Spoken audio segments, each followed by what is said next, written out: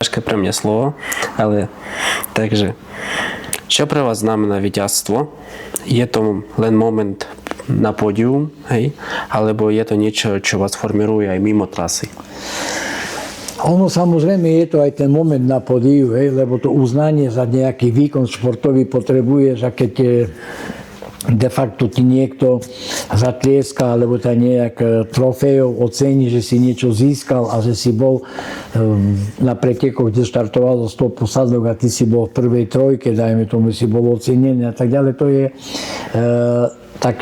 takou energiou a motiváciou do ďalších podujatí, do ďalších pretekov. To je taká súčasť, by som povedal, nejakého výkonu. Lebo keby som mal pretekať sám pre seba, aj keby som dosahoval vynikajúce časy, ale to proste nemá žiadny význam.